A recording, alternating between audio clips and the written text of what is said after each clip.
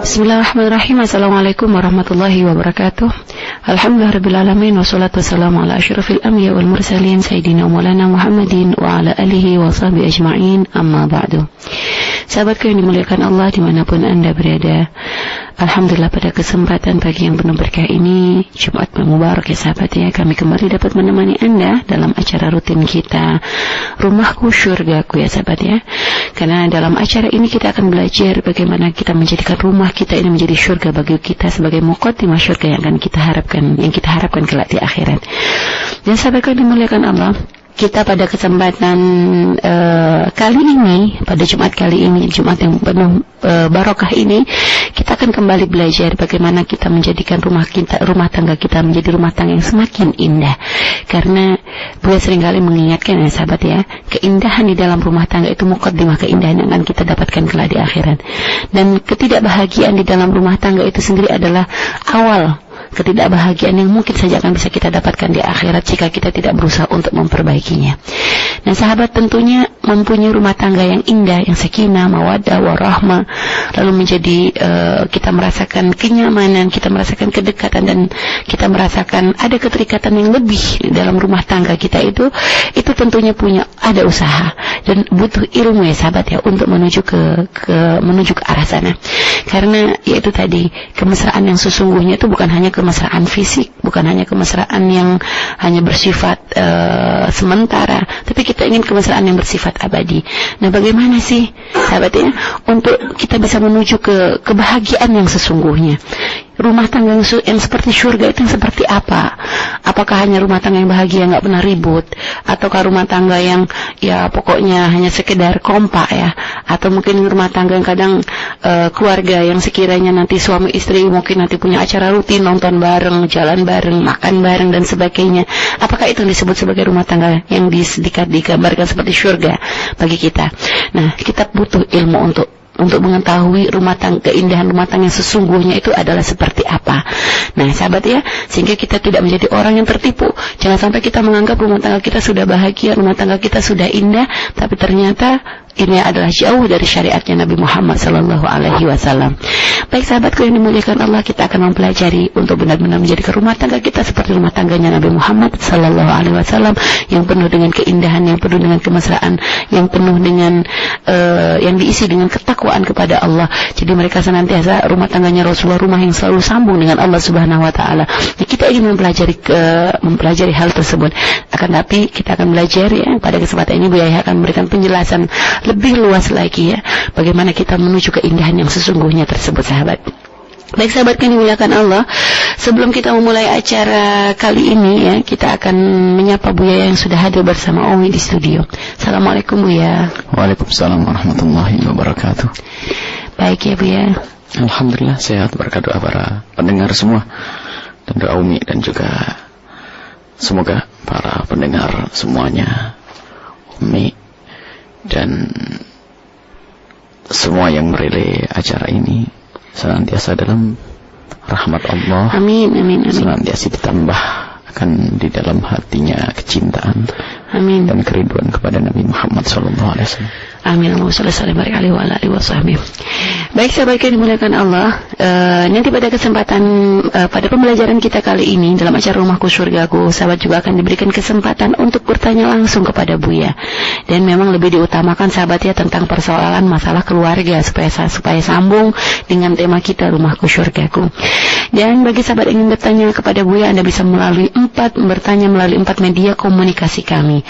Anda bisa bertanya di 0231 252 2549 atau di SMS kami di 081 321 461079, atau Anda juga bisa melalui Yahoo Messenger Radioku dan FB Radioku. Baik sahabat yang dimuliakan Allah, kami juga mengucapkan terima kasih kepada semua radio yang sudah menilai acara ini.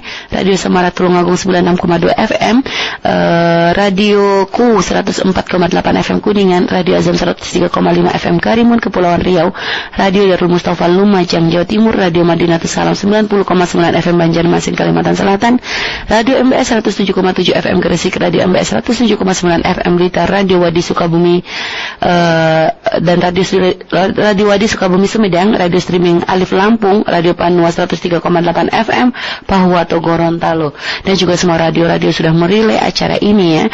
Terima kasih karena Anda sudah ikut menyebarkan dakwah kami. Baik sahabatku yang dimuliakan Allah, kita akan berikan kesempatan kepada Buya untuk memberikan penjelasan terlebih dahulu, baru nanti kita akan berikan kesempatan untuk sahabat bertanya kepada Buya. Baik Buya, dipersilakan Buya. Bismillahirrahmanirrahim. Assalamualaikum warahmatullahi wabarakatuh. Waalaikumsalam warahmatullahi wabarakatuh. Alhamdulillah. Wassalatu wassalamu ala Rasulillah Sayyidina Muhammad bin Abdullah wa ala alihi wa ashabihi wa mawala. Amma ba'd. Para pendengar dimanapun Anda berada, kita sudah memasuki bulan Maulid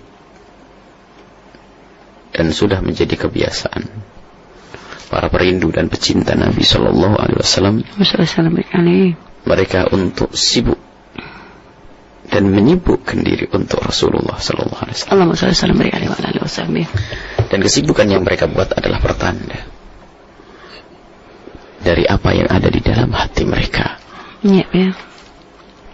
Acara-acara yang akan diadakan, dan insya Allah pada hari Ahad besok, 2 hari lagi, tanggal 3 Rabiul Awal atau tanggal 5 Januari, kita pun juga ada mengadakan acara yang kedua.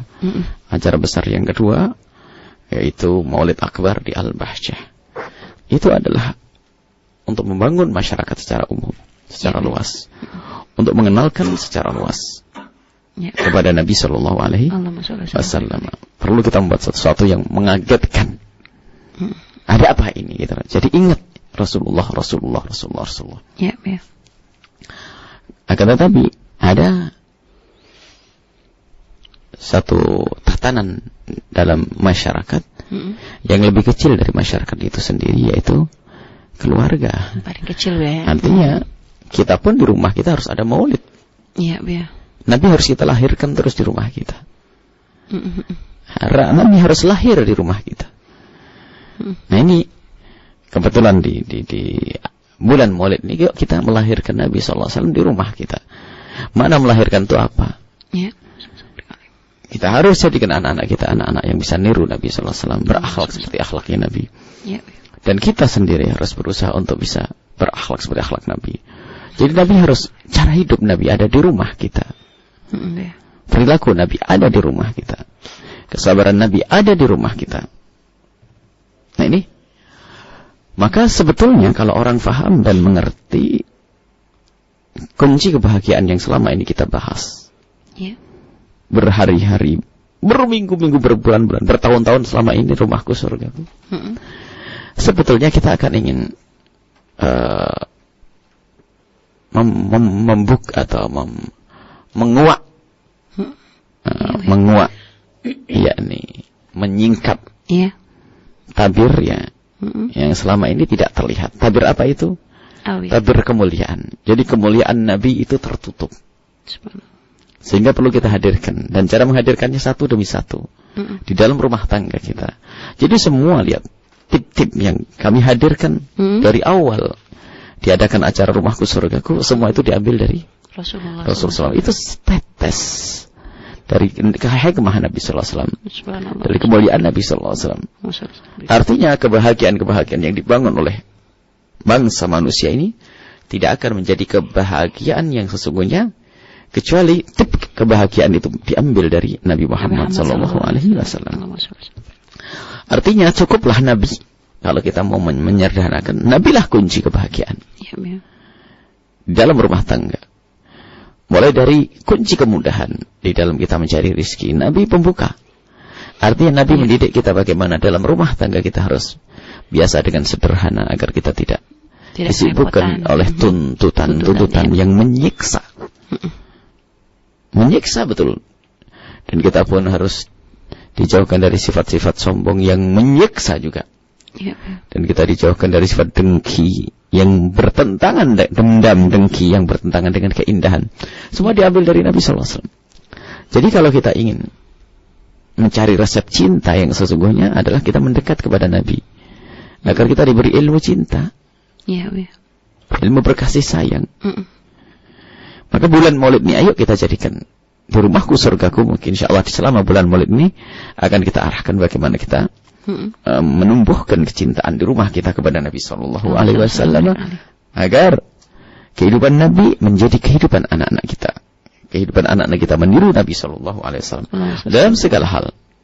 Ya, dan sungguh kebahagiaan di dunia sebelum di akhirat. Jika Anda mempunyai seorang putra yang sangat mencintai Nabi Muhammad SAW, apa yang Anda temukan dari putra Anda? Jiwa dan sikap bakti yang sesungguhnya. Ya. Ya tidak ingin Anda susah, lihat. Yang ia pikirkan adalah bagaimana Anda selamat. Karena apa?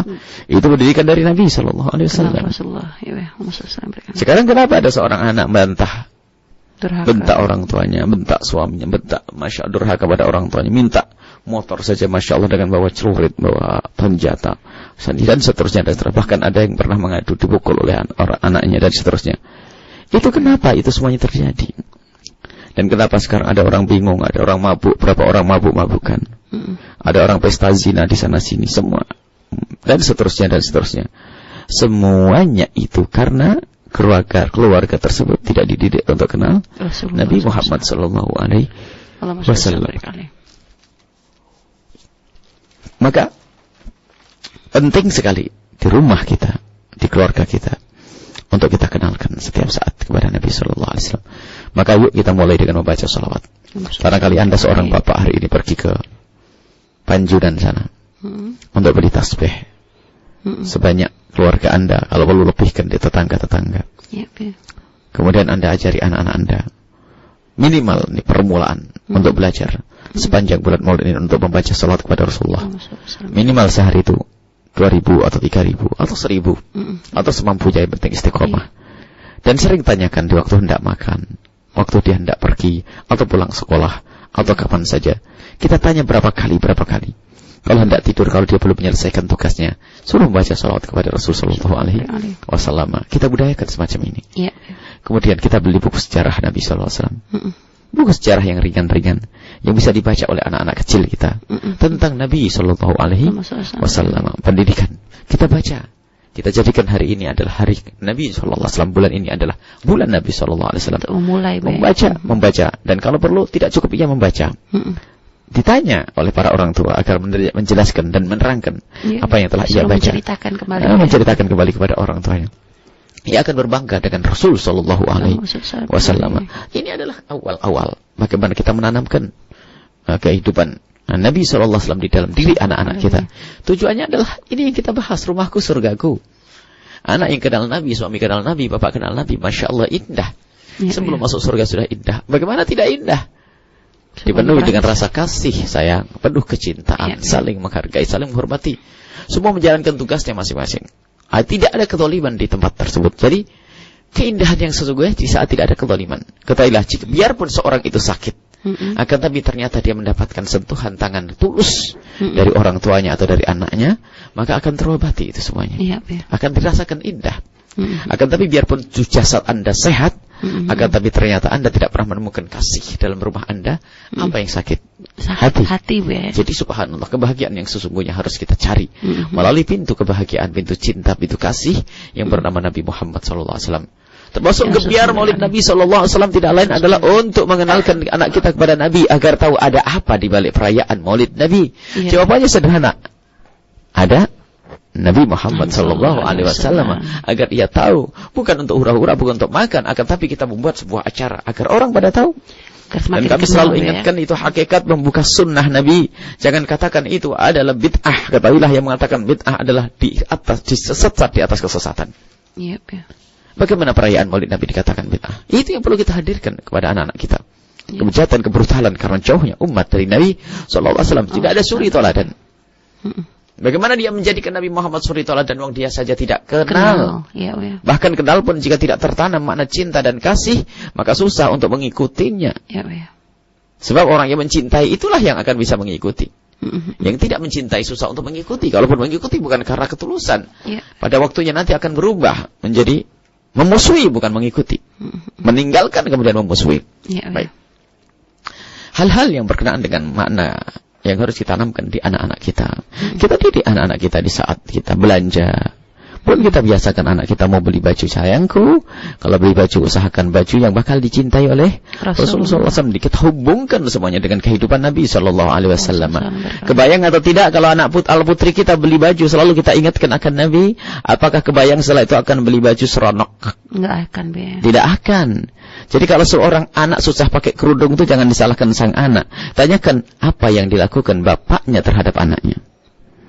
Bagaimana anak kita akan bisa benar kalau ternyata bapaknya pun jarang membicarakan tentang Nabi, tapi di kamar anaknya dikasih televisi yang merusak, belum HP kameranya dan seterusnya. Kita harus membuat perubahan sebelum kita dikagetkan oleh malaikat Israel nanti. Kita harus saat ini merubah rumah kita. Dan ini tidak pandang, kadang keluarga berilmu pun kurang memperhatikan. Bukan kurang perhatikan, dipilih oleh Allah untuk tidak ingat Rasulullah SAW. Jadi bukan. Jadi permasalahannya ini orang yang dipilih dan tidak dipilih. Mungkin seorang ustadz, seorang alim, dan ini disebutkan oleh Imam Ghazali rahimahullah taala bahwa kelalaian banyak terjadi kepada anaknya orang alim. Bahkan dikatakan aktsarun nasi i'radan minal ilmi wal alimi adalah abna'uhu wa azwajuhu. Nah, yang banyak berpaling itu justru kadang istrinya dan anaknya. Padahal suaminya adalah orang alim, sehingga tidak peduli dengan apa yang terjadi pada anak-anaknya. Bahkan mungkin merasa tidak enak kalau mengingatkannya, padahal itu anaknya sendiri. Anggap itu buah karyanya, ibaratnya adalah di bawah naungannya. Kenapa kok seperti seolah-olah begitu takutnya? Bukan takut, karena memang dipilih oleh Allah untuk menjadi orang tua yang tidak bisa mengarahkan anaknya. Maka kita memohon kepada Allah saat ini. Semoga Allah mudahkan kita untuk membimbing anak-anak kita. Amin. Dan ini banyak ditemukan di dalam kejadian. Kalau Imam Ghazali mengisyar, Imam Ghazali di saat mendetek, di saat berbicara itu adalah setelah melihat. Sehingga mungkin sekali kita menemukan seorang yang katanya jago ahli maulid Nabi SAW, cinta maulid Nabi SAW. Barangkali keliling setiap tahun buat maulid. Akan tapi kalau ditanya anaknya di mana? Tidak tahu. Bahkan kita terharu suatu ketika ada seorang yang dia adalah bukan seorang agama. Bukan seorang yang belajar agama. Akan tapi dia adalah orang insaf. Seorang yang insaf. Dia punya warung. Subhanallah. Dia punya warung. Ternyata prinsipnya sederhana. Prinsipnya sederhana. Musola harus di tempat yang paling depan. Kemudian semua karyawan gue harus pakai kerudung. Dan waktu sholat harus sholat. Dan jelas-jelas melakukan sholat. Ini adalah orang yang awam, akan tapi hatinya insaf. Itu dipilih oleh Allah. Dan diupayakan di rumahnya adalah kenal Allah Subhanahu wa taala. Dia pun tidak ilmu. Tidak punya ilmu. Begitu sebaliknya, belum tentu. Mungkin seorang ustadz punya toko kecil saja tidak, yang menjaga sudah sholatnya tidak pernah diperhatikan. Mungkin kalau perempuan tidak pakai kerudung misalnya dan seterusnya. Kenapa? Dia tidak diberi oleh Allah kemudahan untuk membawa mereka kepada kemuliaan. Maka dari itu ayo kita lihat rumah kita seperti apa. Jangan-jangan kita termasuk orang yang dibikin lalai oleh Allah. Kalau ilmu sih tidak, insya Allah semuanya punya ilmu. Akan tapi kenapa kok sama-sama punya ilmu ini kok tidak bisa? Ini kok bisa? Ini kenapa harus salah-salah? Ini kenapa benar? Itu pilihan dari Allah Subhanahu wa taala. Maka ayo kita mengadu kepada Allah. Semoga Allah mudahkan kita untuk mendidik anak-anak kita. Dan juga terkadang ada kerancuan di dalam memahami masalah keindahan, Bu ya. Seperti tadi yang Umi singgung gitu, Bu ya. Ada kadang beberapa keluarga yang secara zahir kayaknya indah, ada kekompakan keluarga, akan tetapi ternyata tidak mengarah kepada sesuatu yang mungkin berkaitan dengan agama, Bu ya. Atau mungkin seperti misalnya mencari hiburan-hiburan di tempat yang salah. Kadang keluarga itu punya acara rutin nonton bareng gitu, Bu ya. Mungkin atau seperti Umi sempat gitu, Bu ya. Ngantar anak beli buku gitu kan, ngantar anak kita beli buku pada waktu itu kebetulan di satu tempat perbelanjaan gitu, pas kebetulan hari Jumat gitu ya, Bu ya. Dan kita melihat ternyata banyak sekali keluarga-keluarga suami istri dengan anak-anaknya gitu, Bu ya, yang mereka juga berbelanja pada waktu itu dan pada waktu bertepatan dengan waktu sholat Jumat begitu ya. Dan kami waktu itu Umi ngelihat gitu kan, ternyata istri-istrinya juga pakai kerudung gitu loh, Bu ya, pakai jilbab. Akan tapi ternyata suaminya tidak melakukan sholat Jumat gitu ya, hanya karena mungkin ya ngajak anak main di tempat tersebut dan sebagainya. Nah ini ini bagaimana dengan kejadian hal-hal seperti ini, Bia? Apakah keindahan seperti itu keindahan yang sesungguhnya itu bagaimana gitu, Bia, untuk dipahamkan kepada masyarakat? Keindahan yang sesungguhnya adalah di saat orang itu ditapakkan kakinya oleh Allah di jalan syariat. Iya, Bia. Kalau bukan jalan syariat, bukan keindahan. Itu hawa nafsu dan itu membawa petaka. Dan tidak lama kebahagiaan yang diraih semacam itu. Ya. Kesenangan dengan maksiat, ya. Meninggalkan kewajiban-kewajiban. Mungkin kita husnudzon dia adalah seorang musafir, mungkin. Akan tapi jika benar terjadi semacam itu bertentangan dengan keindahan. Ya. Bahkan mungkin lihat ke tempat yang maksiat. Sampai suatu ketika ada, subhanallah ya. Bagaimana pendidikan seperti itu? Ada seorang, semoga Allah mengampuninya, seorang ustadz. Amin. Jadi kalau anaknya pulang dari pondok itu, karena mungkin saking senengnya dia tuh mondok, dihibur dengan dibelikan tiket khusus untuk masuk gedung film waktu itu. Jadi baginya itu adalah, jadi bagaimana dididik semacam ini? Kok tidak dididik bagaimana kita jauh dengan hal-hal yang semacam itu? Ini ada, kami pernah diceritai semacam ini, kaget. Dan ternyata memang ada buahnya. Kesombongan muncul sang anak, susah diatur dan seterusnya dan seterusnya. Nah, jadi diberi pendidikan yang lainnya pun juga susah. Karena apa? Memang sama orang tuanya dididik semacam itu. Jadi kalau kita ingin bersenang-senang dengan keluarga, sunnah diimbau. Kita pergi misalnya makan bersama dengan anak-anak kita, misalnya di pantai atau di hutan, di mana yang nyantai, yang nyaman, itu perlu sesaat-sesaat berubah suasana. Akan tapi semuanya tidak boleh melanggar Allah Subhanahu wa Ta'ala, tidak boleh melanggar. Itu hakikat kebahagiaan. Tapi kalau dengan melanggar, itu sudah langsung dia daftar untuk sengsara itu. Karena kalau melakukan dosa itu mengundang murka, dan kita oleh murka Allah bisa saja diberikan oleh Allah nanti di akhirat, bisa saja di dunia. Kalau di dunia akan menghancurkan kebahagiaan. Kalau dia adalah pengusaha akan hancur. Kalau dia mula-mula senang, dia akan dibuat akan cekcok nanti. Ya, Bu ya. Dan juga Bu ya, seperti mungkin agak sedikit menyinggung seperti nonton bareng begitu Bu ya, di tempat-tempat yang memang khusus untuk nonton begitu Bu ya, bioskop atau apa gitulah Bu ya. Itu tuh sebenarnya bagaimana sih Bu ya secara syariatnya? Karena kadang ada alasan lah kan yang ditonton juga sesuai dengan anak-anak, atau kadang yang ditonton juga itu ini kok maksudnya Islami gitu tuh Bu ya. Ada pemahaman, jadi tergantung yang ditonton apa begitu Bu ya. Baiklah, apakah itu tempat yang baik? Sekarang kalau ada film Islami, berapa persen yang diadakan di situ? Nggak banyak Bu ya, pasti banyak kan yang nggak Islaminya. Tidak Islami. Kemudian apa yang terjadi di tempat itu? Itu bukan tempatnya orang baik, bukan tempat yang baik.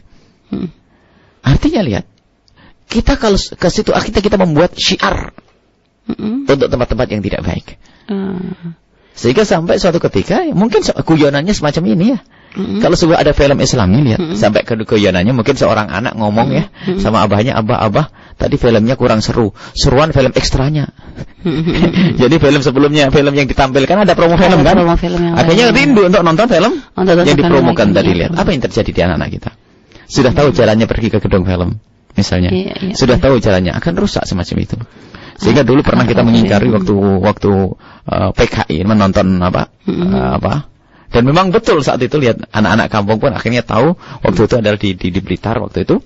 Jadi anak-anak kampung pun akhirnya tahu gedung film yang ada di Kota Blitar gara-gara waktu itu kita nonton film G30 SPKI di gedung film. Jadi dengan itu kan kita tontonan wajib waktu itu. Semuanya harus nonton. Ternyata juga teman-teman dan yang lainnya ngerti ya dari situ. Ngerti tempat gedung film dari situ, sehingga waktu masuk SMP pun sudah mulai ngintip-ngintip dan akhirnya bisa masuk ke gedung film tersebut. Jadi ke tempat maksiat, tempat yang tidak baik, ketahuilah yang masuk di situ siapa. Lampu dimatikan lagi, perempuan, pacaran dan sebagainya. Kita akan membesarkan syiar dan itu akan kembali ke kita. Ketidakbaikan itu bukan begitu caranya. Ya, film-film Islami sekalipun film Islami. Jadi sekalipun film Islami, kecuali saat ini sudah mulai canggih ya, film-film Islami yang dibuat secara Islami dan benar syar'i bisa saja dihadirkan di televisi saat ini yang sudah masuk rumah-rumah tanpa harus kita ke gedung film, atau memang kita harus membelinya CD-CD tersebut untuk kita putarkan untuk anak-anak kita. Justru lebih bagus, lebih selektif kalau yang sebab kalau yang namanya televisi itu bebas. Karena ada ini, ada itu. Akan tapi kalau sudah kita siapkan di rumah ada DVD yang khusus atau komputer yang khusus, sehingga anak-anak kita tidak bisa melihat kecuali sesuatu yang sudah kita persiapkan, dan itu bagus. Mulai dari nasyid, film-film Islami, ya, itu yang membangun jiwa, membangun semangat untuk berjuang, kedekatan kepada Allah SWT. Hal itu adalah termasuk pendidikan di zaman sekarang ini. Tidak mungkin kita akan anak kita dari tempat hal-hal semacam itu. Tidak mungkin misalnya anak kita jauhkan dari televisi. Memang kalau bisa sebuah rumah tanpa televisi hebat. Akan tapi jika ada televisinya, mungkin kita atur dengan tontonan-tontonan yang positif. Jangan kita biarkan begitu saja. Sehingga rumah kita itu bagaimana kalau seandainya Nabi masuk rumah kita itu, kira-kira kita siap atau tidak? Begitu. Nah, kalau tontonannya tidak karu-karuan, lihat gambar di rumahnya tidak karu-karuan, anak di rumah kita dandanannya tidak karu-karuan, bagaimana kita berani mendatangkan Nabi SAW ke rumah kita? Pantas tidak rumah kita untuk Nabi, kan begitu? Iya. Baik, subhanallah ya. Jadi artinya harus benar-benar bisa memahami makna keindahan yang sesungguhnya itu seperti apa, dan harus selektif di dalam memberikan hiburan kepada keluarga ya Bu ya. Jadi tidak hanya sekedar mencari kesenangan, tapi bagaimana kesenangan itu tetap syar'i, karena kalau kesenangan tidak syar'i seperti kata Bu ya tadi, tidak berumur panjang ya Bu ya. Akan ada dampak ya, baik dampak secara langsung ataupun tidak langsung, itu tentu akan membawa sesuatu yang mengarah kepada sesuatu yang tidak baik, kan begitu ya. Baik sahabatku yang dimuliakan Allah, itu tadi gambaran ya, gambaran rumah yang sesungguhnya, keindahan yang sesungguhnya itu seperti apa, lalu hiburan yang indah itu seperti apa, kan begitu ya. Intinya kuncinya adalah di saat semuanya tetap sambung dengan caranya Rasulullah SAW. Keindahan seperti keindahan yang diajarkan oleh Rasulullah, hiburan seperti hiburannya Rasulullah. Dan mungkin ya sahabat ya pernah mendengar, Buya sendiri sering menceritakan bagaimana kadang Rasulullah itu pernah mengajak Sayyidah Aisyah lomba lari, kan begitu ya. Itu sendiri merupakan suatu hiburan yang mungkin sekarang ini malah sangat jarang dilakukan, kan gitu ya. Padahal itu ya tetap syar'i, tidak melanggar, dan juga memang dilakukan juga bukan di tempat yang terbuka dan sebagainya, tetap terhormat. Rasulullah hanya ingin memberikan kesenangan kepada istrinya yang memang saat itu masih terkenal dengan masih usianya masih kecil ya sahabat ya, sehingga disesuaikan dengan karakter istrinya tersebut. Nah, itu kan suatu keindahan sahabat, suatu hiburan, dan akan menjadi sangat indah ya bagi seorang suami istri jika melakukan hal-hal yang seperti itu dengan meniru kepada Rasulullah SAW. Baik sahabatku yang dimuliakan Allah, tentunya sudah mulai banyak pertanyaan yang ingin sahabat tanyakan kepada Buya langsung ya. Nanti kami akan berikan kesempatan kepada Anda untuk bertanya di via telepon kami di 0231-252-2549, atau Anda juga bisa melalui via SMS kami di 081321461079, dan juga sahabat bisa menggunakan FB Radioku dan juga Yahoo Messenger Radioku ya sahabat ya. Kami tunggu bergabungnya Anda bersama kami, dan nanti kita akan memberikan kesempatan untuk yang bertanya di telepon, SMS, FB dan Yahoo Messenger, semuanya insyaallah akan kami berikan kesempatan yang sama untuk bertanya kepada Buya. Baik sahabat yang dimuliakan Allah, kita akan break dulu sebentar. Jangan beranjak kemana-mana karena kami akan kembali setelah yang berikut ini.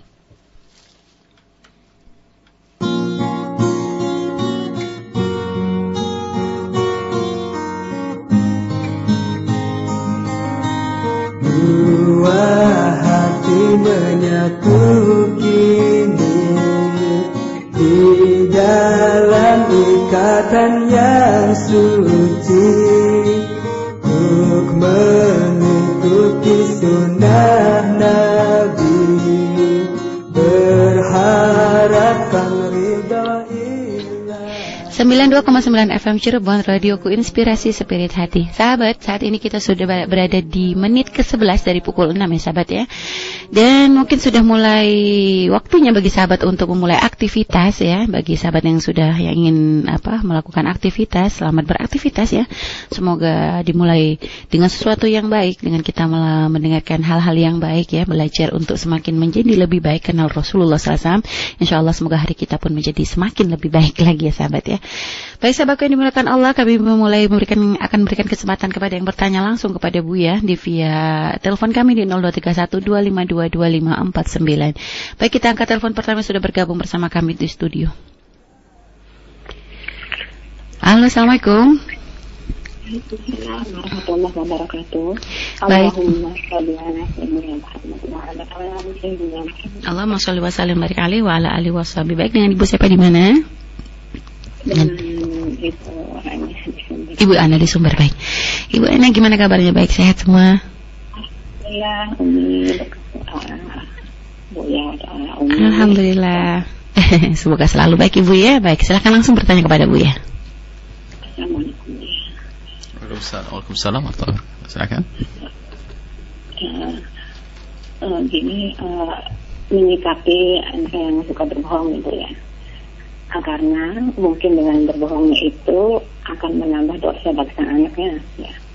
Kan dari orang tua itu kadang bingung mau nanya gimana, mau nggak nanya gimana gitu. Karena antara kebenaran dan tidaknya itu dari jawaban sang anak itu utama sulit dibedakan. Akan lebih condong. Suaranya kurang jelas Ibu. Gimana? Mungkin ya ada kebohongan, jadi anak suka bohong, terus? Kan mungkin menambah dosa bagi sang anaknya. Kan sebagai orang tua itu kadang bingung mau nanya ya gimana, mau nggak nanya ya gimana gitu. Gitu baik. Kebenaran dan tidaknya itu sulit dibedakan ini. Bahkan lebih itu banyak bohongnya. Gitu. Banyak bohongnya, baik ya. Baik Ibu, terima kasih. Cukup ya? Oh ya udah. Baik Ibu. Waalaikumsalam warahmatullahi wabarakatuh. Baik, kita berbagi dengan pertanyaan dengan sahabat-sahabat yang lainnya juga ya. Baik. Jadi satu pertanyaan ini akan langsung dijawab atau langsung dijawab ya, silahkan Bu ya.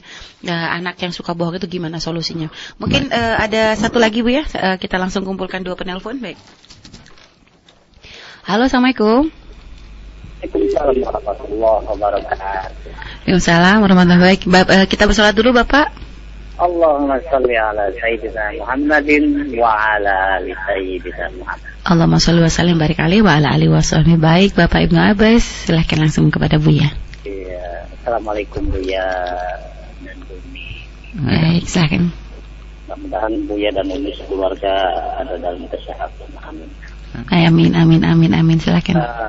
Maaf Buya, saya mau bertanya dalam hal tahun baru, bolehkah pejabat dari mulai presiden sampai ke bawah mengucapkan selamat tahun baru, bahkan selamat Natal, bahkan suka berkunjung ke gereja pada kegiatan tersebut? Demikian Buya, terima kasih. Assalamualaikum warahmatullahi wabarakatuh. Waalaikumsalam warahmatullahi wabarakatuh. Waalaikumsalam warahmatullahi wabarakatuh. Baik, 2 pertanyaan sudah kita kumpulkan. Baik Bu ya, pertanyaan Ibu Ana di sumber Bu ya tentang masalah solusi menyelesaikan anak yang suka berbohong. Sehingga kadang kalau bertanya tuh agak-agak ragu karena kadang kalau ditanya bohong gitu tuh Bu ya. Jadi mending gimana gitu Bu ya terbaiknya gitu. Ya, bismillahirrahmanirrahim. Yang pertama adalah kebohongan itu sendiri memang kadang menjadi watak dan sifat seseorang karena memang biasa hidup di lingkungan yang memang sama-sama biasa bohong alias ketularan. Ya, Bu ya. Maka dari itu memang kejujuran itu harus kita biasakan di dalam rumah kita. Jadi kalau pernah melihat dibohongi atau biasanya ngajak bohong misalnya, kasih tahu bapaknya, saya tidak ada. Kasih tahu saya tidak ada. Nggak ada kok bilang. Nggak ada. Nggak ada. Maknanya apa? Oh boleh bohong ya kan gitu. Biarpun tidak diucapkan akan tapi kadang begitu. Misalnya cari tamu, ada tamu, bilang tidak ada. Hal-hal semacam ini kadang tidak dirasakan oleh orang tua. Ternyata dipelajari oleh anak. Karena anak itu niru. Barangkali yang pertama harus kita hadirkan adalah kita koreksi. Mungkin kita memang pernah ngajari bohong biarpun tidak secara langsung, kita tidak sadar. Nah, harus kalau begitu yang harus kita benahi pendidikan untuk dia. Bagaimana mengajari kejujuran dan katakan kalau dulu saya pernah bohong dan itu salah dan tidak berbohong lagi. Kalau ternyata di rumah sudah dididik tidak berbohong Bu ya, tapi ternyata mungkin dari teman. Baru langkah selanjutnya. Ini yang pertama. Jadi jangan serta-merta kita itu menyalahkan karena apa? Dia tidak akan sembuh kalau dia juga kalau kita tidak berubah. Kemudian setelah itu di luar itu mungkin sekali akan terjadi apa?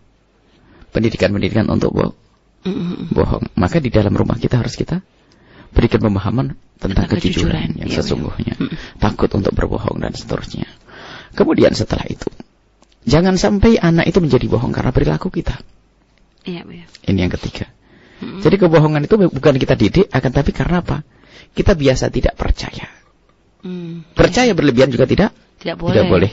Akan tapi kadang di saat jujur pun masih kita marah, kita ragukan, itu bisa mendidik orang berbohong. Ya. Ini pernah terjadi pada Nabi SAW dengan Sayyidina Ali Ali. bin Abi Thalib. Ceritanya waktu Nabi lagi sholat, kemudian ada 2 budak yang ketangkep oleh Sayyidina Ali bin Abi Thalib. Waktu itu di perang Badar. Dipegang itu budak. Kamu mata-mata ya? 2 budak itu mengatakan bukan. Kami bukan mata-mata, saya hanya budak yang ingin cari makan saja, mencari barang buruan atau lewat ke sini saja. Saya lewat. Nah, kamu pasti mata-mata. Enggak, ya kan? Oke? Sampai dipukul oleh Sayyidina Ali. Kamu mata-mata, harus akhirnya ngomong. Iya, saya mata-mata. Iya, saya mata-mata. Akhirnya apa? Setelah itu dilepas oleh Sayyidina Ali bin Abi Thalib.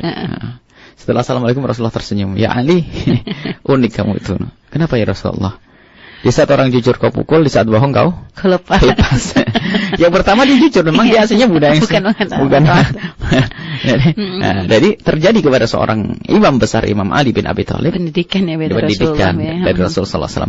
Artinya, jika anak kita berkata sesuatu, lalu kita sanjung saja kalau dia mengatakan kamu begini nak, tidak. Alhamdulillah, anak Umi memang harus begitu. Selagi tidak juga tidak. Tidak usah, pasti kamu begitu. Ya, kalau misalnya kamu pergi kemana nak? Saya pergi nggak kemana-mana. Misalnya nonton film dianya.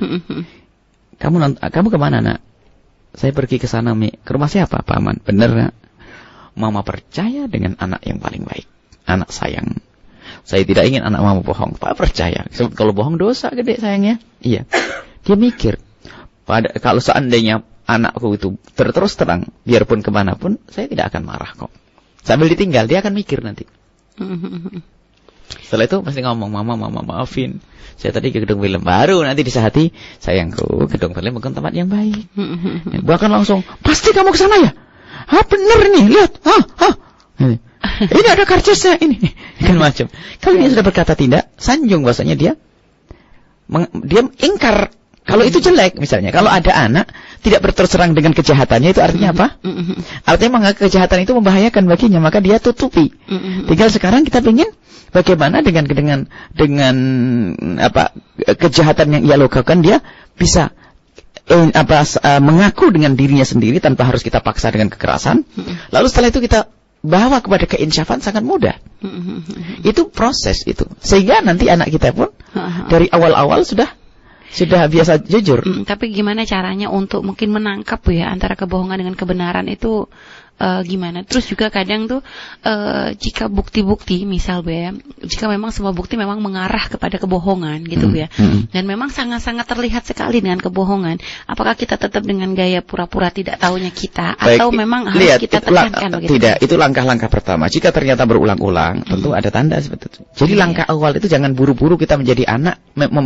Bisa saja seorang anak itu berbohong itu karena memang kita selama ini melakukan seperti itu, kekerasan. Jadi kita tidak mengambil hati.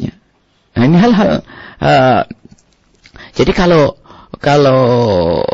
sahabat suatu ketika lihat keindahan yang diajarkan Nabi Sallallahu Alaihi Wasallam, ada orang bertanya, datang kepada Nabi, lihat, ya Rasulullah, aku ini pengen benar, pengen baik. Aku suka melakukan ini, suka melakukan itu. Aku pengen baik ya Rasulullah. Rasulullah cuma memberi resep satu tok baik. Resep satu tok. Apa ya Rasulullah? Jangan berdusta. Indah. Karena aku mencintaimu dan kamu mencintaiku. Kita adalah sahabat yang baik. Kunci persahabatan yang tulus adalah tidak berbohong. Bisa ya Rasulullah. Aku tidak akan bohong kepadamu ya Rasulullah. Dalam hatinya enak bener. Kirain aku mau dipukulin. Saya suka mabuk, suka ini, suka itu. Akhirnya dia keluar. Setelah keluar, dia mau ketemu sama temannya yang suka mabuk. Ingat Rasulullah. Kalau nanti saya ketemu Rasulullah ditanya ngomong apa saya? Ikrar saya apa tadi? Tidak bohong. Tidak boleh bohong. Akhirnya bingung. Wah, mending gak usah ketemu teman-teman nanti daripada saya suruh mabuk lagi nanti ditanya Rasulullah. Ini secara otomatis dia menjaga jarak dengan sesuatu yang bakal dimurkai oleh Nabi Sallallahu Alaihi Wasallam. Sehingga waktu ketemu Nabi dia nyaman, dan begitulah perubahan. Kejujuran itu membangun sehingga al-sidqu yad'u ilal birri wal birru yad'u ilal jannati. Yang namanya kejujuran akan membawa kepada kebaikan. Kebaikan akan membawa kepada surga dan seterusnya. Jadi ibu tadi bahasanya, ibu tidak yakin kalau dia berbohong.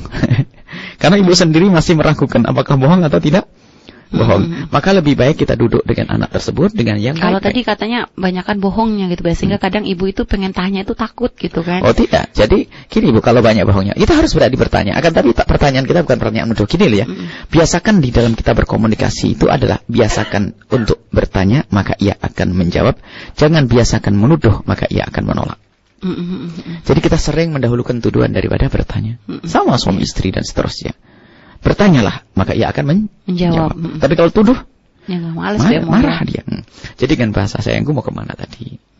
Dirangkul setelah itu. Baik-baik. Kalau dia omongnya baik-baik, dari masjid, subhanallah. Anak Umi ke masjid, biarpun kita tahu kalau dia ke pasar, nggak mungkin anak Umi ke tempat yang nggak baik. Ini masjid, Allah sayangku, gini-gini. Akhirnya apa yang ada di hatinya? Berarti Uminya tuh seneng ini, sampai dikasih hadiah.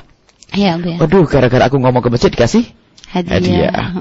Tapi jangan sampai, yuk kita doa, ya Allah semoga anakku terus bisa ke masjid. Jangan sampai pergi ke ini disebut tapi dalam doa tidak dituduhkan. Akhirnya mikir, ya Allah, akan tertanam di hatinya nanti bahasanya yang dicintai ibunya adalah masjid, tempat yang baik. Maka perlahan nanti dia akan meninggalkan sesuatu yang tidak baik tersebut. Dan nanti kalau sudah terbukti pun, lihat, di saat sudah terbukti kejujuran itu sendiri sudah cukup ya. Misalnya mengaku. Kalau mengaku jangan dihukum setelah itu. Kalau sudah mengaku saya melakukan ini, Umi mohon maaf, mohon maaf janji sayang ya. Tidak boleh ngulang lagi. Jangan sampai di saat mengaku lalu kita hukum lagi. Maka dia nanti akan berpikir ternyata bohong lebih enak. Kalau saya bohong tidak dipukul, kalau saya jujur dipukul. Banyak seperti itu. Di saat bohong selamat. Kayak tadi ceritanya Sayyidina Ali bin Abi Thalib. Kadang-kadang di saat bohong itu dibiarkan, di saat jujur dipukul. Cuman nanti ada setelah itu ternyata sudah terbukti. Lah kok dia masih berbohong, maka kita hukum karena kebohongannya. Jadi terbukti bohong. Ini bukan terbukti melakukan kesalahan loh ya. Kalau terbukti melakukan kesalahan kita bisa memaafkan. Tapi kalau terbukti berbohong, misalnya dia ngomong ke masjid, tak tanya ada 2 saksi mengatakan kemana? Ke tempat yang lainnya. Misalnya, maka langsung dihukum saat itu jelas. Hukumannya harus tegas. Sungguh, kalau seandainya kamu ke masjid saya sarang, saya lihat ke sini, maka karena kamu ke tempat seperti ini, marah dan seterusnya. Gini. Wajar. Jadi ngerti berat bobotnya, bahayanya bohong itu nanti di dunia sudah dihukum sama orang tuanya.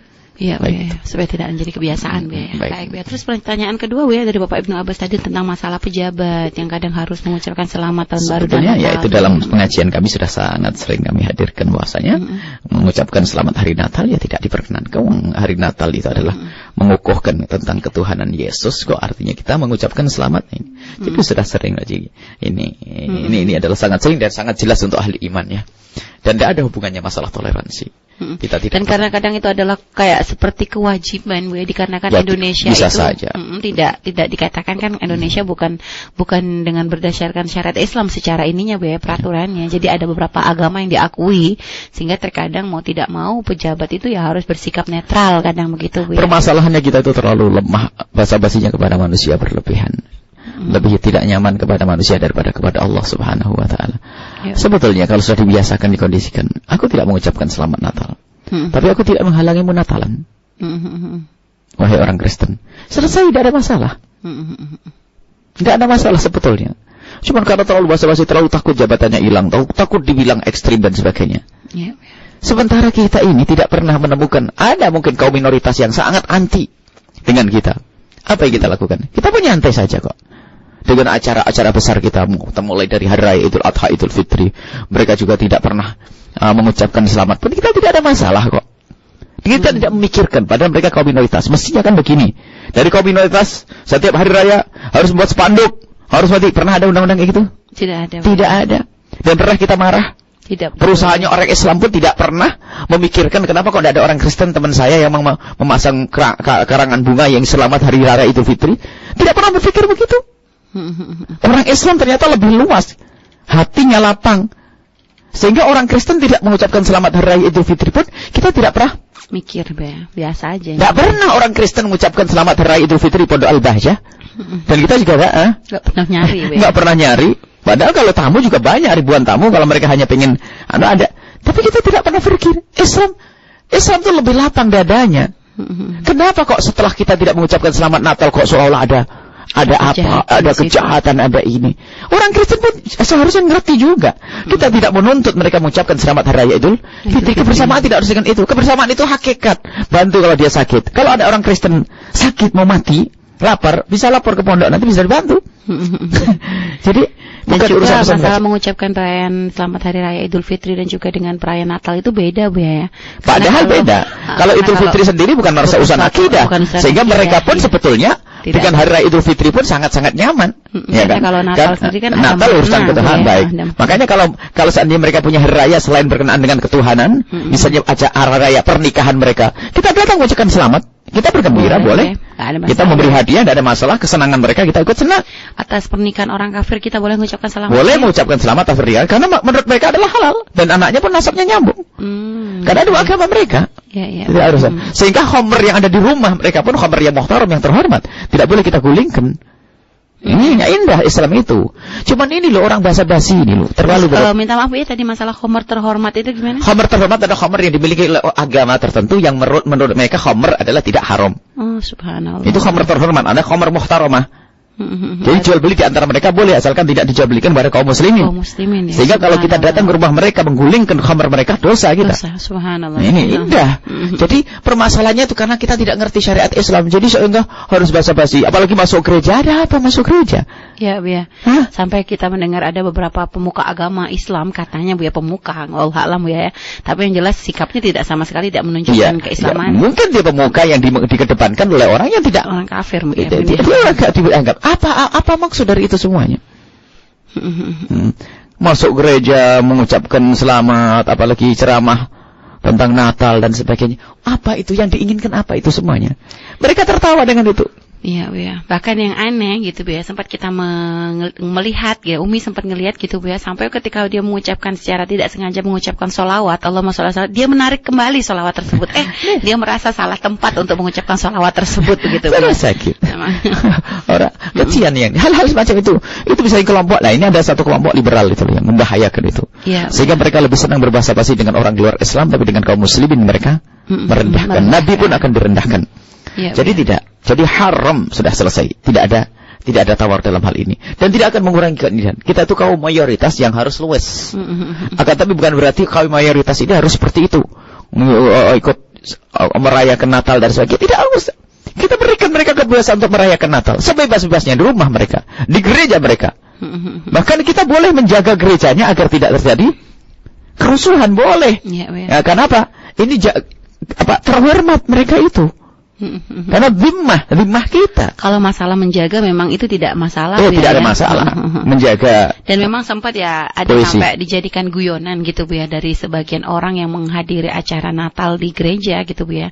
Sampai ada seorang muslim ya yang dia mengatakan kalau Anda masuk ke masjid Anda akan menemukan banyak orang yang sholat dengan menggunakan celana. Tapi kami yakin kalau ada orang pakai sarung dan kopiah masuk gereja, kayaknya baru sekarang dia menunjukkan dirinya itu loh Bu ya. Jadi seolah-olah dia lebih hebat dari subhanallah. Itu adalah keunikan. Kita tidak perlu hal-hal yang semacam itu. Dan tidak akan kurang dakwah. Siapa yang kita contoh? Ya, biasanya menisbatkan seperti Wali Songo, Gunung Jati. Sunan Gunung Jati, masya Allah. Kalau Sunan Gunung Jati memberikan perkenan kepada orang membangun. Ini uniknya masyarakat kita ini menyamakan zaman sekarang zaman dahulu. Kemarin kita dengar di sebuah acara televisi yang ada orang Cirebon yang tergolong mereka adalah masuk orang-orang liberal itu. Mengatakan mencontohkan itu memfitnah Sunan Gunung Jati. Katanya apa? Sunan Gunung Jati sudah terbuka dengan agama, memperkenankan pembuatan tempat-tempat ibadah dan seterusnya. Tapi kenapa kita saat ini kok kayak gitu? Apakah tidak tahu kasusnya? Sunan Gunung Jati itu berada di Indonesia dalam keadaan Islamnya masih minoritas dan kebanyakan orang Hindu. Wajar mereka seperti itu. Dan di saat mayoritas tentu ada aturannya. Jangan sampai yang mayoritas mengganggu yang mayoritas. Yang minoritas. Itu harus ada aturannya. Ini salah memberikan contoh. Zaman Sunan Gunung Jati kan perkembangan Islam, awal-awal perkembangan Islam belum sejaya belum sebesar ini. Dan memang kerajaan Islam saat itu kuat. Akan tapi di luar sana kan belum Islam tidak memaksa kalau mereka agama Hindu dengan agamanya.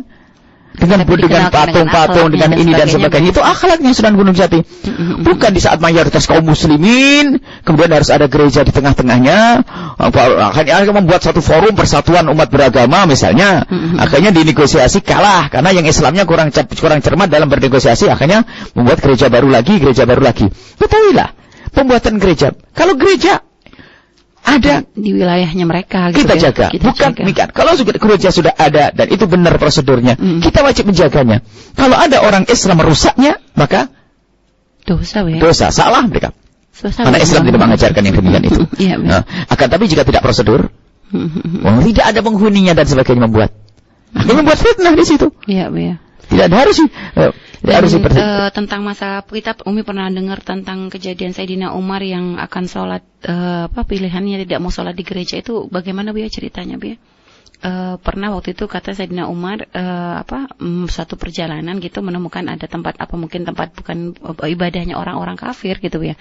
Tapi Sayyidina Umar memilih untuk tidak masuk ke sana itu dikarenakan khawatir menjadi syiar. Itu apakah cerita yang benar Bu ya? Oh iya, banyak bukan kisah Sayyidina Umar saja. Dan sudah dijelaskan oleh para ahli fikih bahwasanya sholat di gereja adalah sah. Akan tapi makruh. Dan makruhnya bermacam-macam. Karena bumi Allah semuanya suci ya. Akan makruhnya di situ ada patungnya, ada segala macam dan juga termasuk syiar gitu. Nah, jadi ini sebetulnya tidak terlalu masalah dan kita juga tidak pernah menemukan masalah kita. Kita ada orang yang Kristen, ada orang ini yang biasa kita berinteraksi dengan mereka, tidak ada masalah kok. Tanpa harus mengungkit-ungkit. Makanya justru yang menjadikan fitnah itu adalah ini loh orang liberal. Jadi menjadikan sebab permusuhan, mengungkit. Dia menjilat kepada orang Kristen. Jadi akhirnya seakan-akan yang lainnya tidak seperti mereka salah semua. Seolah-olah orang Islam itu salah semua, yang benar ini Ustaz yang masuk gereja ini. Lalu mengatakan semua itu enggak benar, yang benar kayak saya. Innalillah. Berarti telah menyalahkan ulama-ulama semuanya. Apa yang diinginkan oleh semuanya itu? Dan itu adalah orang yang akhirnya orang-orang di luar Islam sendiri akan merasakan ternyata benar, yang lain salah. Salah hanya begitu. Bukan lebih dari itu apa? Itu menanamkan kebencian orang Nasrani kepada orang Islam. Yang tidak ikut naudzubillah. Nah itu apakah bukan ahli fitnah? Itu dajjal. Dan itu dajjal, harus kita yakini kayak begitulah dajjal. Nabi yang paling takut kepada ulama wasuk lebih takut daripada dajjal. Maka sekarang yang perlu kami tanamkan, kami hadirkan saat ini, wahai ahli iman, Anda punya caranya Nabi Muhammad SAW. Sudahlah, Anda tidak usah aneh-aneh. Syariat sangat jelas.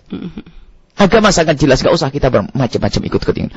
Termasuk mengucapkan selamat tahun baru itu juga karena itu syiarnya orang bukan Islam. Kita punya tahun baru Hijriah. Kenapa kita tidak mengucapkan selamat tahun baru Hijriah? Jadi perlu kita rubah. Ada tahun baru Masehi ingin kita lupakan. Kita lupakan. Terus kalau kemarin ada acara gebiar Maulid di tahun baru Masehi, kita tidak merayakan tahun baru Masehi.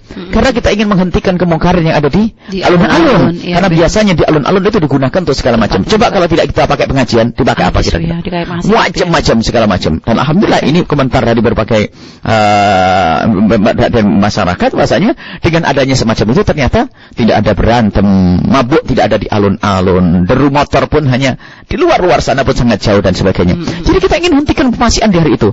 Bahkan sebetulnya kalau dengan cara yang lain bisa, misalnya cukup menggerakkan aparat untuk tidak diadakan acara itu, selesai.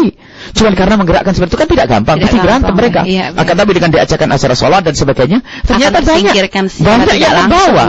yang ke bawah. Bahkan ada beberapa anak yang mengaku, saya itu mulai kenal majelis Buya adalah waktu tahun baru.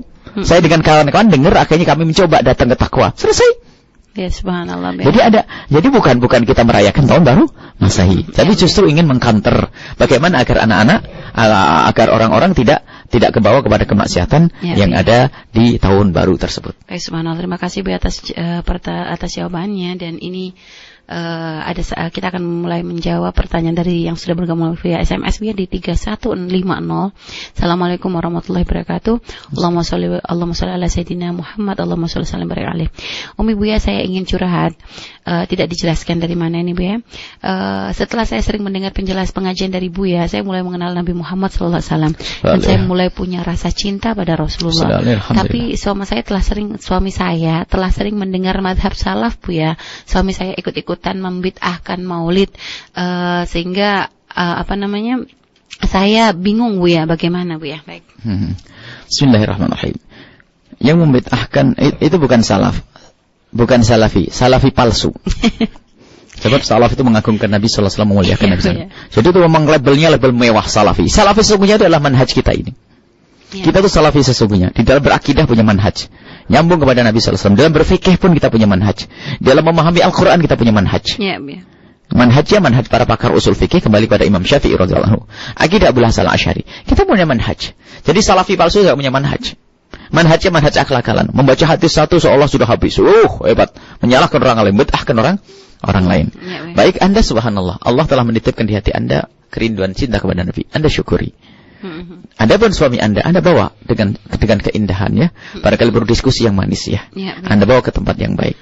Dan memang berbahaya. Dan mungkin sebenarnya bukan karena memang mungkin yang pertama kali didengar dakwah dari mereka dipikir benar begitu Bu ya. Iya, mungkin bersama kerinduan suami Anda untuk cari kebenaran, ternyata salah alamat, salah ya. Sama kalau orang mau beli baju ternyata salah masuk toko, bisa saja keluarnya adalah baju yang salah kan begitu ya. Jadi kita harus benar akan, tapi perlu ditarik ini. Dan kemudian setelah itu kita harus punya prinsip loh ya. Ini masalah keimanan loh ya. Masalah keimanan adalah penting nomor satu. Iya, iya. Jadi kalau memang ternyata tidak bisa diajak untuk kembali ke jalan yang benar, kalau masih saja membid'ahkan dan mencaci maki, maka bisa saja pada akhirnya nanti kita memberikan kesempatan pertama, kedua, terakhir, sehingga kalau perlu kita tidak perlu dengan orang yang tidak rindu Nabi sallallahu alaihi wasallam. Iya, Allah sallallahu. Akan kami tegaskan, jangan sampai Anda ini harus ketegasan ini jarang dihadirkan. Jangan main-main tentang Rasulullah sallallahu alaihi wasallam. Nah kalau ada orang merayakan maulid Nabi dikatakan bid'ah, subhanallah. Apalagi kejahatan. Ya, ya. Kejahatan apa yang akan terjadi setelah itu? Jauhnya umat dari Nabi sallallahu alaihi wasallam. Maka yang membid'ahkan maulid Nabi ketahuilah, jangan dekat-dekat Anda dengan dia. Jangan nikahkan putri Anda dengan orang yang membid'ahkan perayaan maulid Nabi sallallahu alaihi wasallam. Dan ini harus ketulusan. Kalau Anda punya anak sekolah, di sekolah tersebut dikatakan maulid Nabi adalah bid'ah, Anda harus rela mengeluarkan putra-putri Anda dari tempat tersebut. Dan jangan ditunda lagi secepatnya sebelum terpengaruh sehingga putra-putri Anda menjadi orang yang anti cinta Nabi sallallahu alaihi wasallam. Ya, ya. Pembahasan tentang hujjah tentang maulid Nabi sudah sangat jelas, hampir setiap malam kita sampaikan menjelang maulid Nabi. Yang jelas jangan berhujjah dengan hadis palsu. Man a'dhama maulidi wajabat syafaati, hadis palsu yang mengagungkan mengagungkan hari kelahiranku, mendapatkan syafaat dariku, itu hadis palsu, tidak boleh dipakai. Akan tapi hujjah yang panjang lebar sudah kita hadirkan tentang perayaan maulid Nabi, yang makna merayakan maulid Nabi adalah mengagungkan Nabi sallallahu alaihi wasallam. Maka bagaimana kalau suami Anda ternyata terus seperti itu? Lihat, Anda harus tegas. Allah Maha Kaya. Karena permasalahannya bukan masalah maulid saja, sampai nanti ayatul sifat, masalah akidah berbeda dengan. Dan juga nanti di dalam pendidikan anak pun akan sangat sulit sekali Bu ya. Keimanan sang suami itu sendiri sudah kropos itu. Ya, karena apa? Itu nanti masalah ayat-ayat sifat, dia anti, mencaci maki lidahnya, tidak ada indah. Maka seorang istri harus mencari ketegasan. Bumi Allah luas. Ketahui laki-laki masih banyak biasanya. Akan tapi apa? Kalau memang tidak bisa diajak benar, Anda harus punya prinsip ketegasan. Karena apa? Islam, akidah, iman itu nomor satu. Ya, karena itu kemaksiatan yang suka membid'ahkan sesuatu yang itu adalah sunnah, adalah kejahatan yang amat besar. Kefasikan seorang suami, misalnya seorang suami zina, seorang suami mabuk saja kita boleh minta cerai. Apalagi ini masalah keimanan kayak begitu. Maka boleh, sangat boleh. Kenapa? Itu kesesatan, kejahatan yang sangat-sangat jahat. Karena apa? Orang mengagungkan Nabi sallallahu alaihi wasallam, memuliakan Nabi sallallahu alaihi wasallam, lalu dikatakan itu bid'ah, sesat. Ya, ya. Baik. Harus ada ketegasan. Dan katalah Allah Maha Kaya. Allah akan melindungi Anda, Allah memiliki Anda. Tapi ingat, prosesnya yang pertama adalah membawa suami Anda dengan keindahan. Karena yang mengaku cinta Nabi Muhammad harus akhlak yang mulia. Tapi kalau tidak mau harus ada ketegasan di dalam diri Anda. Baik, Allah alam bisawab. Baik, terima kasih Bu atas jawabannya. Kita akan break dulu sebentar Bu ya, dan nanti kita akan memberikan kesempatan lagi kepada sahabat yang lain untuk bertanya kepada Bu ya. Masih ada kesempatan ya sahabat untuk bertanya kepada Bu ya yang berkaitan tentang masalah rumah tangga. Baik, jangan beranjak kemana-mana, kami akan kembali lagi nanti. Dua hati menyatu kini. Masih dipancarkan dari Lembaga Pengembangan Dakwah Al-Bahjah Sendang Sumber, dan sahabatku kita masih berada di acara Rumahku Surgaku ya bersama Buya Yahya dan Umi Fairuz Arabini. Dan saat ini kita masih tema kita kali ini ya sahabat ya, bagaimana menjadikan rumah kita benar-benar surga bagi kita ya. Dan seperti rumah tangga yang benar-benar seperti bisa mengikuti apa yang dicontohkan oleh Rasulullah SAW, yaitu menghadirkan Rasulullah di dalam rumah tangga kita. Itu tema kita pada kali ini ya sahabat ya. Karena masih bersangkutan, karena ingin menyambungkan dengan Maulid Nabi Muhammad SAW. Nah, kita tidak hanya sekedar menggebiarkan ya tentang kecintaan menghadiri gebiar tentang Rasulullah di luar rumah, kita menghadiri banyak majelis-majelis tentang agar kita bisa cinta kepada Rasulullah, akan tetapi kecintaan itu tidak kita bawa pulang ke rumah. Lah, ini satu kesalahan sahabat ya. Baik sahabat yang dimuliakan Allah, kami buka satu kesempatan untuk satu penelpon lagi sebelum nanti kami berikan kesempatan kepada yang bertanya via SMS ya. Untuk kami akan bacakan pertanyaan yang sudah bergabung melalui via SMS. Kami angkat dulu penelpon ketiga yang sudah bergabung bersama Umi di studio. Halo, Assalamualaikum. Waalaikumsalam warahmatullahi wabarakatuh. Kita bersolat terlebih dahulu, Ibu. Muhammad wa ala ali sayyidina Muhammad. Allahumma sholli wa sallim barik alaihi wa ala alihi washabihi. Baik, dengan Ibu siapa di mana? Dengan hamba Allah. Baik, dengan hamba Allah, silakan langsung kepada Bu ya. Assalamualaikum ya. Waalaikumsalam warahmatullahi wabarakatuh. Semoga diberkahi Allah. Amin. Ini ya maaf ya, kan mau ada acara maulud. Tahun kemarin kan satu keluarga ke sana semua ya Bu ya. Nah, tahun sekarang ini suami nggak bisa ikut, soalnya kan ngurusi ibu sepuh ya. Nah, dan ibu sendiri kan gak enak sebetulnya ya, pengennya sih datang semua gitu ya. Cuma ya udah suaminya kan ngalah gitu. Udah ibu aja yang berangkat sama anak-anak gitu. Ya, soalnya ibu sepuh kan kebanyakan banyak sama suami ya, soalnya jalannya kan kalau sama ibu kan berat gitu, jalannya nggak bisa gitu ya. Jadi sama suami gitu. Jadi yang ini ditanyakan gimana Ibu? Jadi dapat halang nggak itu suami saya? Dan soalnya kalau berangkat malam Selasa sama malam Minggu di planet itu Bapak suka nyuruh udah berangkat aja gitu. Udah gitu aja. Assalamualaikum Bu ya, Umi. Iya. Allahumma sholli ala sayyidina Muhammad. Allahumma sholli wa barik alaihi. Waalaikumsalam warahmatullahi wabarakatuh. Baik Bu ya. Langsung dijawab pertanyaannya Bu ya. Jadi suaminya nggak bisa hadir karena harus meladeni ibundanya yang sudah sepuh itu Bu ya. Luar biasa. Jika memang pelayanan untuk ibundanya tidak bisa diwakilkan, maka sungguh itu pengabdian yang luar biasa, dan itu yang akan menjadikan Rasulullah tersenyum bergembira. Iya, iya. Akan tapi barangkali sesaat juga ingin menuntut ilmu, bisa diganti dengan yang lainnya tanpa mengurangi kenyamanan ibundanya. Maka perlu, karena ilmu juga dibutuhkan. Akan tapi jika tidak ada yang bisa mewakilinya, mungkin anak masih kecil tadi atau yang lainnya, maka gitu. ketahuilah, mengabdilah kepada ibu, dan cukuplah dengan dengar radio, insya Allah nyampe ilmunya. Dipilih tapi radionya yang benar akidahnya ya. Sekarang radio macam-macam. Dengan seperti itu, maka itu adalah seorang anak yang baik sekali. Anak yang dan kisah-kisah yang pernah kami hadirkan Uwais Al-Qarani adalah kasusnya seperti itu. Bukan saja menghadiri Maulid Nabi, akan tapi ada Nabi. Ada Nabi ya. Tidak bisa ketemu Rasulullah hanya karena dia merawat ibundanya, sibuk dengan ibundanya, akan tapi disanjung oleh Rasul sallallahu alaihi wasallam. Baik ya. Baik, terima kasih. Kita beranjak kepada pertanyaan sudah di via SMS ya. Ini ada pertanyaan dari sahabat ya di Kejaksaan. Assalamualaikum warahmatullahi wabarakatuh. Waalaikumsalam warahmatullahi wabarakatuh. Assalamualaikum Umi dan Bu ya. Ini mau tanya Bu ya, bagaimana bahaya fudul terhadap masa lalu pasangan? Apakah baiknya setiap pasangan saling memberitahu orang tentang orang-orang yang pernah ada di masa lalu? Atau justru pasangan tidak perlu tahu tentang hal tersebut demi menjaga perasaannya? Saling keterbukaan untuk menghindari ketamakan, cemburu yang tak beralasan itu seperti apa ya Bu ya? Harga mati. Masa lalu tidak perlu dibawa.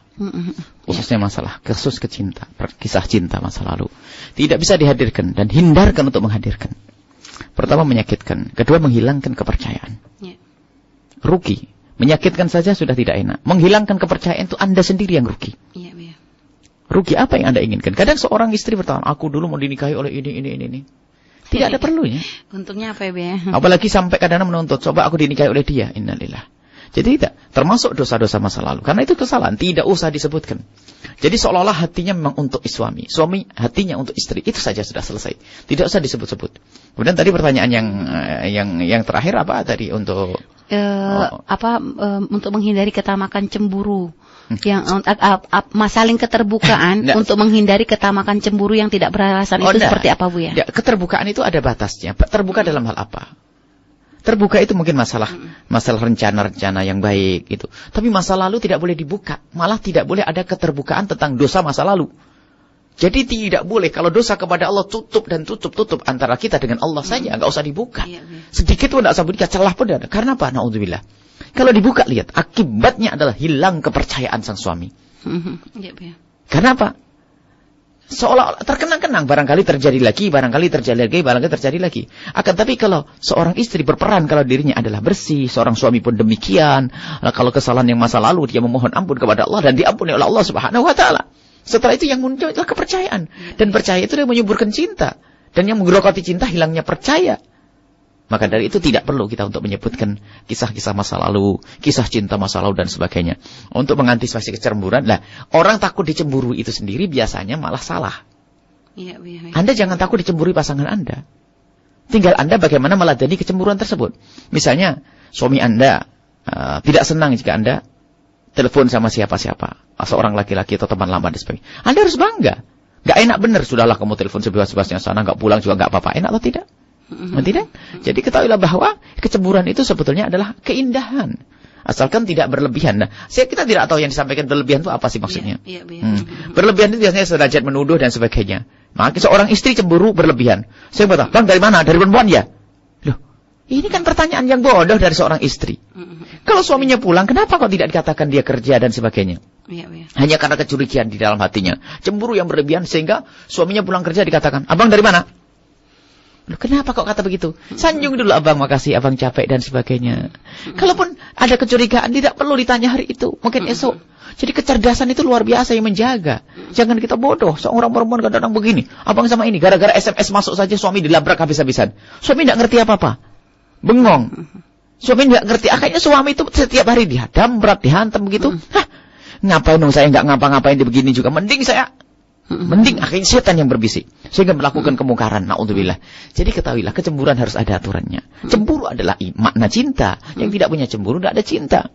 Nah, jadi termasuk, mohon maaf, di dalam rumah Nabi SAW. Di rumah Nabi, Siti Aisyah cemburu. Sampai Rasulullah menyifati gharat ummuk. Nabi dapat kiriman makanan. Ini dan jadi biarpun mohon maaf, istri seperti itu ada kecemburuan. Istri yang salehah sepertinya siapa? Seperti Siti Aisyah radhiyallahu anha. Jadi mendapatkan kiriman makanan, rupanya Siti Aisyah itu ada kecemburuan lalu ditepis begitu sampai mangkok itu pecah. Gharat ummuk. Lagi cemburu ibumu. Maksudnya Siti Aisyah lagi cemburu. Dan apakah Nabi Muhammad memihak kepada Siti Aisyah saja? Tidak. Lalu berkata, Aisyah ganti itu mangkok. Kau yang memecahkannya. Lihat, Siti Aisyah cemburu. Dan apakah dimarahi dengan kecemburuan? Oh tidak. Makanya sungguh unik kalau ada sebuah rumah tangga nggak ada cemburu. Terus apa? Biasanya kalau nggak ada cemburu itu menjadi bentuk rasa takut. Takut ditinggal. Ya. Sudah nggak dicemburu. Takut ditinggal. Takut nggak dikasih nafkah. Takut hilang kebesarannya. Misalnya suaminya pejabat besar, ya kan? Nah, suaminya pejabat besar. Sehingga kemaksiatan yang dilakukan oleh seorang suami adalah didiamkan saja. Kenapa? Takut nanti diusir, takut dicerai, takut ditinggal. Lihat, ini kedunguan. Cemburu itu wajar, kecintaan itu. Ya, ya. Siapapun. Cuma nanti memanage kesemburuan, tidak boleh melanggar syariat Nabi Sallallahu Alaihi Wasallam. Kalau sudah cemburunya meninggalkan syariat Nabi Sallallahu Alaihi Wasallam, maka itu bukan cemburu lagi, itu adalah hawa nafsu dan setan dan maka hati-hati. Jadi kecemburuan adalah sesuatu yang normal. Akan tapi di saat dikontrol dengan syariat, tidak boleh melakukan sesuatu yang dilarang oleh Allah Subhanahu wa taala. Bahkan sampai dalam kisah Nabi itu Sayyidah Hafsah dengan Siti Aisyah itu cemburu dengan salah satu istri Nabi Sallallahu Alaihi Wasallam, mereka bersekongkol. Iya. Itu ada sekongkol. Biarpun sebetulnya antara keduanya juga ada kecemburuan. Tapi sesaat itu untuk kepentingan, untuk menjaga yang dicintainya, itu wajar. Jadi kisah cemburu itu adalah, akan tapi cemburu yang wajar. Ya gak enak bener kalau seorang istri dibilang sama suami, sudahlah kamu pergi berisini sama laki juga boleh, siapa saja juga boleh lah. Sama seorang istri ngomong begitu, Bang, sudahlah kamu sama perempuan mana saja juga boleh, Bang. Bebas-bebas sana deh. Kan gak enak bener tuh, apa hidup kayak begitu? Tidak ada pengikatnya. Baik. Iya, baik. Subhanallah. Terima kasih, Bu ya. Dan mungkin baik. Ini Bu ya, satu pertanyaan lagi Bu ya, melalui SMS. Ini ada sahabat di 303. Assalamualaikum warahmatullahi wabarakatuh. Buya Umi yang semoga dirahmati Allah. Buya, saya hamba Allah di Indramayu, Buya. Buya, apa yang harus dilakukan jika cinta hilang dalam perjalanan rumah tangga kita dan sulit untuk diperbaiki lagi karena kesalahan pasangan yang sering kasar dan suka menuduh, Buya? Terima kasih, mohon doanya. Baik, pertama yang harus kita hadirkan bahwa sebab hilangnya cinta itu yang harus kita benahi dulu. Sebab hilangnya cinta, Buya. Cinta. Sebab apa artinya kita membuat cinta, tapi sebab hancurnya cinta tidak pernah kita tepis, kita beresi. Jadi menjadikan sebab runtuh atau hilangnya bangunan cinta itu sendiri yang harus kita badai-badainya itu apa sebabnya, itu harus kita benahi dulu. Kita benahi. Baru nanti kita sah berbicara tentang bagaimana membangun cinta kembali. Akan tapi ketahuilah, sebesar apapun badai itu, lihat, harus diselesaikan. Biarpun berselesainya harus perpisahan. Misalnya, karena badainya itu bentuk pelanggaran syariat. Apa yang harus dipertahankan kalau suami tidak sholat? Suami mabuk, suami keras, suka nempeleng dan sebagainya. Itu kan pelanggaran yang luar biasa besar. Apa artinya untuk mempertahankan itu semuanya? Kalau bisa dibenahi, yang tidak sholat menjadi sholat, yang mabuk menjadi tidak mabuk, hebat, luar biasa. Dia punya fungsi sebagai seorang istri yang punya fungsi dakwah. Hebat itu. Akan tapi jika dungu, itu menjadi bab dungu, jadi sudah tahu suaminya begitu masih saja mau saja, itu dungu. Bukan sabar. Sabar itu ada aturan. Sabar itu adalah di saat hak kita tidak diberi. Tapi kalau melihat suaminya tidak sholat dan sebagainya kok diam, itu dungu. Tadi kalau tadi enggak, ini masalah kasar dan suka menuduh gitu. Kasar, mohon maaf, menuduh itu sendiri, mohon maaf. Sayyidina Ali mengatakan, man wada'a nafsahu mawadi'atu mati fala yalumanna ila nafsi. Kalau ada orang meletakkan dirinya di tempat tertuduh, ya jangan disalahkan kecuali dirinya sendiri. Kenapa dituduh? Harus tanya dulu dong. Anda bekerja di mana? Dengan siapa teman Anda? Ini memang harus dideteksi secara detail, tidak bisa. Kenapa suami Anda menuduh Anda? Siapa teman Anda? Dengan siapa Anda bergaul? Kenapa HP Anda sembunyikan? Ya kan? Biarpun urusannya bukan urusan dengan laki-laki, mungkin Anda urusan dengan kakak yang tidak boleh diketahui, ya kan? Di saat Anda menyembunyikan itu menimbulkan kecurigaan sehingga menuduh. Jadi kita perlu koreksi diri, itu paling penting kalau pengen selamat. Setelah kita tuntas koreksi diri, baru kita melangkah kepada pasangan, nilai pasangan. Dan tadi, kemudian setelah itu menumbuhkan cinta. Baik untuk mempertahankan rumah tangga, lihat, selagi tidak ada pelanggaran syariat. Selagi tidak ada pelanggaran syariat di dalam rumah tangga Anda, lihat. Jika sudah tidak ada cinta, maka yang harus tersisa adalah kasih sayang. Ya kan? Tidak ada cinta adalah kasih sayang. Baiklah, kalau sudah tidak ada kasih sayang misalnya, sudah tidak nyaman, mungkin hati atau bagaimana itu, Buya? Maka baik, setelah tidak ada kasih sayang, kan harus ada martabat selanjutnya. Baik, kalau sudah tidak ada kasih sayang, nanti martabat bahasanya hubungan kita, hubungan suami istri itu sudah tidak ada cinta, tidak ada kasih sayang, ada martabat yang lain. Yaitu adalah bahwasanya pasangan itu adalah amanat. Ya kan? Amanat yang harus dijaga. Maka dengan itu akan selamat nanti. Sehingga mungkin orang menjalani hidup tanpa cinta. Mungkin sekali menjalani hidup. Tapi kan tidak indah, Bu, ya? Tidak indah karena ada tanggung jawab di situ. Tidak indah. Sehingga maka dikatakan kalau engkau menikahkan anakmu dengan seorang laki-laki yang soleh, maka kalau dia tidak mencintainya, dia tidak akan zalim kepadanya. Dia tidak akan zalim kepadanya. Cuma nanti harus dipikirkan, apakah selamanya seperti itu? Kalau seandainya nanti ada pandangan, memang suatu ketika ada seorang wanita minta kepada Rasulullah untuk cerai. Lalu ditanya, apakah karena suami itu tidak baik? Oh, dia sangat baik ya Rasulullah. Cuman karena aku tidak suka di dalam hatiku itu takut menjadikan aku berbuat zalim. Maka ternyata yang demikian itu diizinkan oleh Nabi. Karena bukan hatinya karena rusak, bukan hatinya karena cenderung kepada laki-laki lain. Itu adalah perempuan binal, perempuan kotor, perempuan hina, bukan. Tapi karena tidak ada rasa cinta. Dia bertahan, tidak berbuat zalim, tidak berbuat kasar, tidak. Tapi takut, ya. Sampai ada suatu ketika kisah seorang perempuan yang tidak mencintai suaminya, sampai suaminya menangis di belakangnya, mengikuti menangis di belakangnya. Ada sebuah kisah pada zaman Nabi Sallallahu Alaihi Wasallam. Nah, artinya ada semacam itu. Tetapi tidak sang istri itu Pengen menghindar daripada kezaliman. Takut selamanya berbuat zalim kepada kasar, tidak bisa berkhidmah kepada sang suami. Maka saya itu minta solusi kepada Nabi SAW. Diperkenankan untuk berpisah. Karena kasusnya bukan karena apa? Kemesuman, kekotoran hati dan sebagainya. Tapi karena untuk menghindari kezaliman. Ada pernah terjadi pada zaman Nabi SAW. Tapi ingat, semuanya harus dengan keindahan. Perpisahan dengan indah, perpisahan dengan cara yang baik. Dan agar anak tidak jadi korban, lihat. Jadi, apakah setiap perpisahan harus menghancurkan? Oh tidak. Kalau tujuannya karena Allah, itu yang disebutkan dalam hadis Nabi. Dua orang yang saling mencintai karena Allah dan saling berpisah pun karena Allah. Bertemu karena Allah, berpisah karena Allah. Itu akan disanjung, mendapatkan payung Allah. Di saat tidak ada payung lagi selain payung Allah Subhanahu wa Ta'ala. Baik, subhanallah. Baik Bu ya, subhanallah, terima kasih atas jawabannya Bu ya, sangat bermanfaat sekali ya bagi kita semua sahabat ya. Dan masih banyak pertanyaan lagi Bu ya, masih belum sempat dijawab dikarenakan waktu. Mungkin insyaallah kita akan sambung lagi di waktu yang akan datang ya, insyaallah dalam pertemuan kita yang akan datang.